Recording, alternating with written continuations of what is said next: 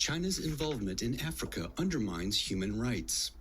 China is enabling African authoritarianism. China fails to stop racism against Africans over COVID-19. Some media, especially Western ones, are saying so. So, when the West talks about human rights issues, what are they talking about? They talk about democracy and freedom. But for a country, at its core, it should mean a nation and its people have the freedom to decide their own development path and political system without any external interference or intervention. Historically, Western countries have subjected Africa to centuries of brutal colonial rule and blatant racial discrimination. Even to this day, some Western countries continue to interfere in the internal affairs of African countries through financial, legal, sanction-based, and even military actions. In contrast, China adheres strictly to the principle of non-interference in other countries' internal matters, and China speaks for the rights of Africans at the UN. 要纠正非洲遭遇的历史不公，首先就要旗帜鲜明地反对殖民主义遗毒和各种霸权主义行径。西方国家应当真正承担起历史责任，改弦更张，停止外部干涉、施压制裁等错误手段和做法，将非洲的未来交回非洲人民手中。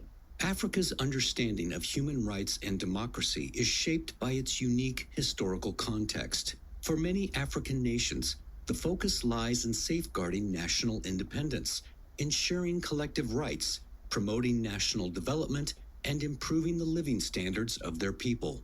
This perspective drives African countries to prioritize cooperation and development as means to achieve social progress, which is exactly aligned with China's developmental concept. Let's talk about job opportunities. Back in 2021, when asked about how the U.S. viewed China's growing influence in Africa, the U.S. Secretary of State Antony Blinken implied that you should be looking hard at whether, when other countries come in to build a big infrastructure project, are they bringing their own workers with them, or are they giving jobs to people in the country where they're making investments? By the end of 2020, direct investment of Chinese companies in Africa had exceeded $43 billion. China has established over 3,500 companies of various types across the continent. Private enterprises have increasingly become the primary investment force in Africa, with over 80% of their employees being locals. These companies have directly and indirectly created millions of jobs. Let's talk about living standards. Some Western countries criticize others for failing to benefit African people. But how do they themselves treat Africans? During the rampant spread of the COVID-19 pandemic, Western countries hoarded vaccines and even wasted some.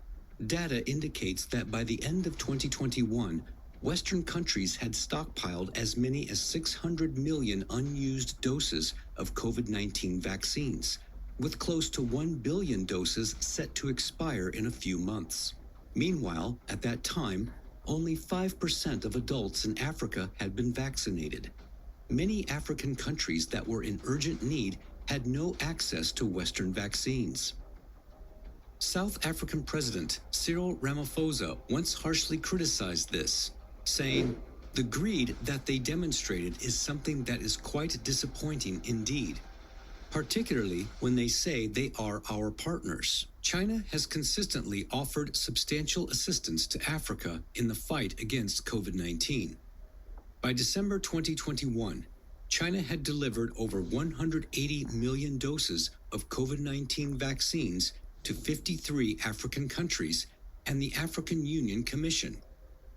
Additionally, China had dispatched about 23,000 medical personnel to over 40 African countries, providing treatment to around 230 million patients during the past decades. Donc, si la Chine, qui a aussi été dominée à un moment, elle, dans son approche, met de côté cet aspect et vient traiter avec humilité, voulez-vous que les Africains refusent cela?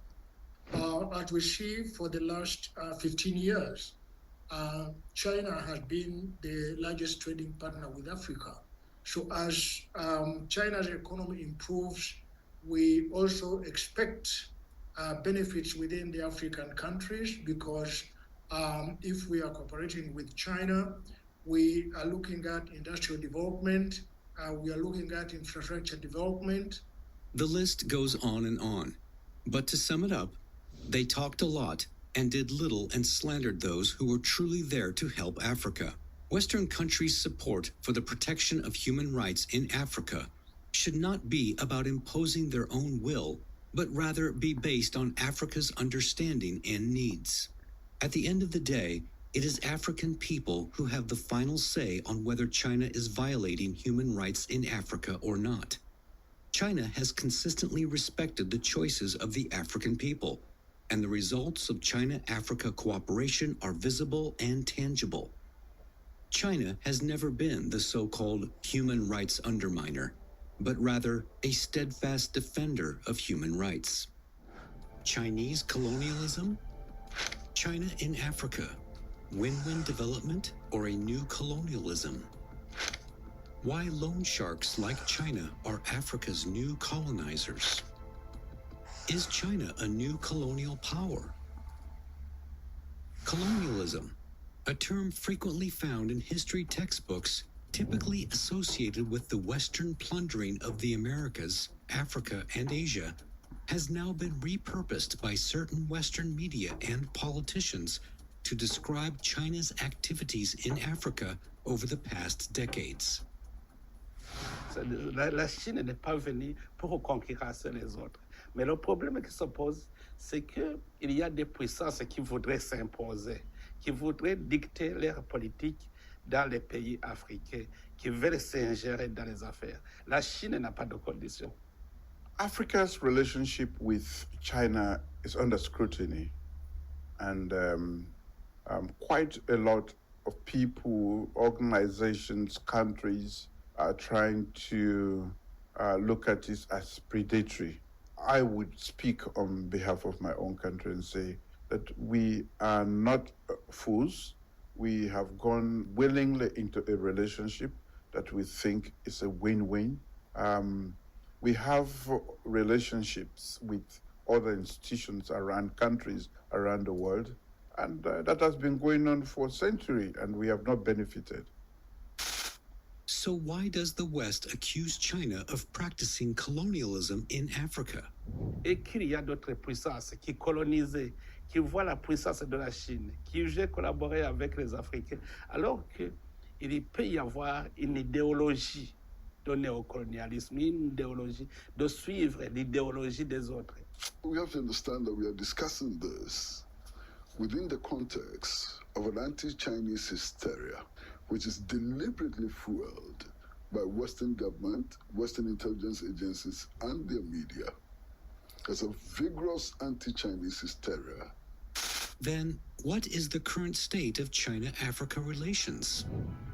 China has played a pivotal role in contributing to Africa's development by constructing and renovating vital infrastructure like dams, roads, and hospitals, which have bolstered regional integration, trade, and industrialization. Hence, most African nations value their cooperation with China because it supports their development goals. For example, Nigeria hopes that collaboration with China will stabilize its economy amid declining oil prices. Meanwhile, East African countries like Kenya are partnering with China to enhance regional connectivity through infrastructure development. In healthcare, China's medical aid support has significantly improved access and well-being. Education and technical training initiatives such as scholarships and the establishment of Confucius Institutes and Luban workshops, etc., have enhanced human capital and supported Africa's modernization.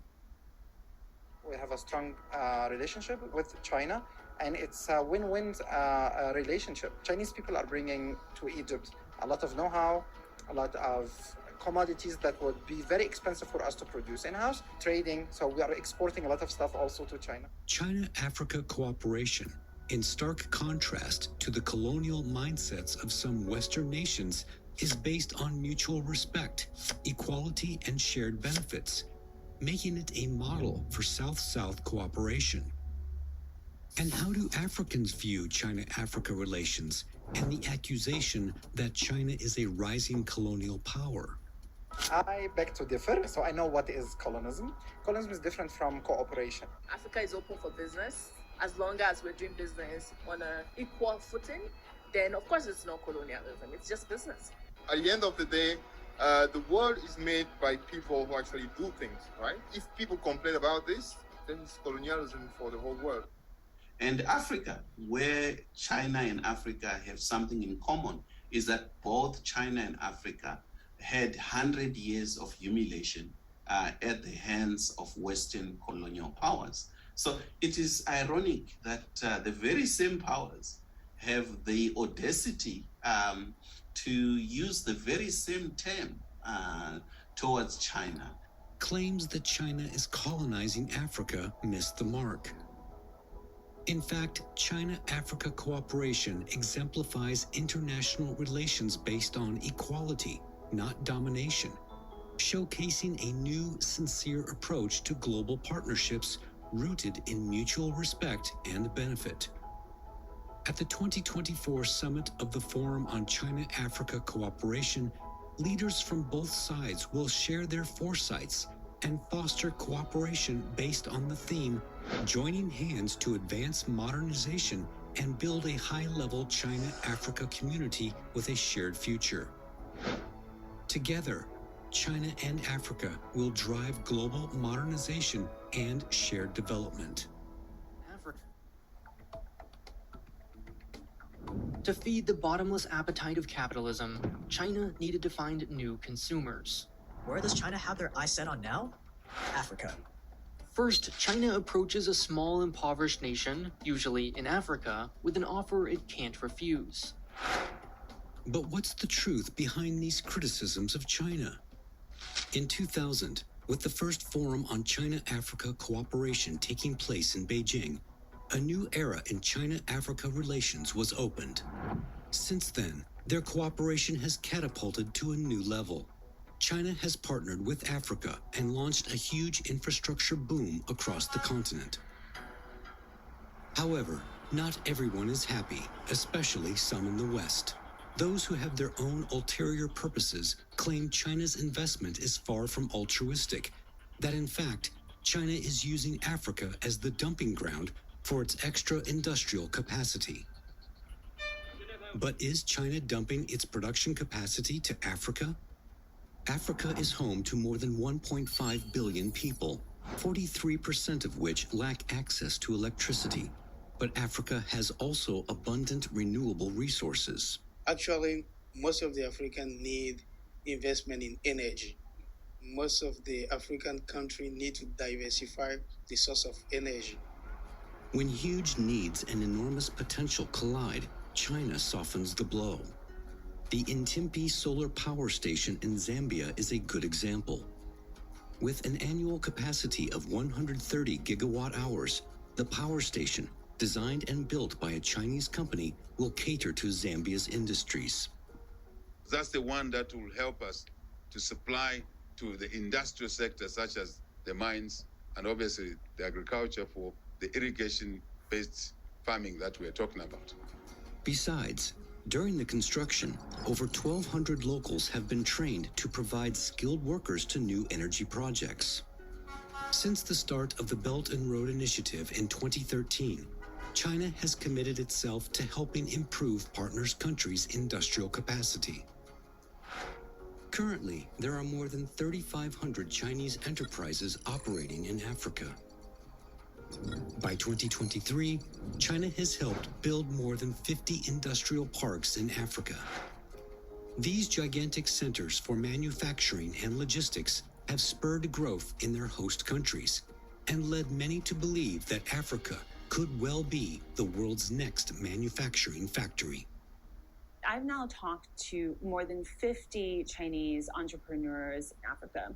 One really common sentence I hear is, "This is just like my hometown 30 years ago." This next place for global manufacturing may very well be Africa. The Eastern Industry Zone is a good example. This cooperation project with China was Ethiopia's first industrial park.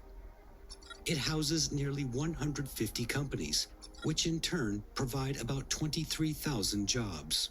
Used to work in a small garage with poor payment. Here I am enjoying a better salary, more than 3 times what I used to earn. This factory is unique in our country. It has the most advanced equipment, and Chinese are teaching their technology to us, to Africa. Driven by industrial parks, Ethiopia's GDP remained at a growth rate of above 8% between 2010 and 2020. This is how China cooperates with African countries. What about the West? For centuries, the West has regarded Africa as a source of raw materials, disrupting Africa's value addition.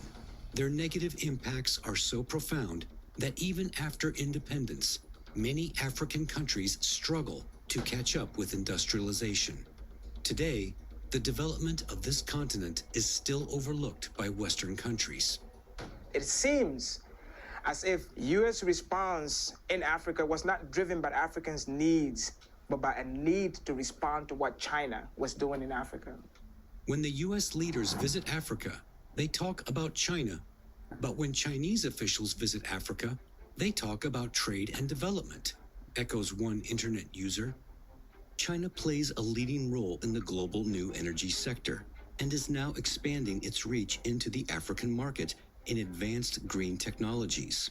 China's Goshen High Tech and the Moroccan government have recently signed an agreement to establish the country's first electric vehicle battery gigafactory. This agreement is very important as it completes the value chain which we are building on batteries for electric vehicles. Through such cooperation projects, Chinese manufacturers have introduced domestic technologies to Africa and shared their experience, contributing to Africa's industrial progress. You see, that's the difference. China doesn't use Africa for geopolitical purposes, nor as the recipient of so-called China's industrial overcapacity. China is partnering with Africa while boosting its traditional industry capacity, introducing new and high-tech know-how, and building future-oriented green projects to achieve a win-win result.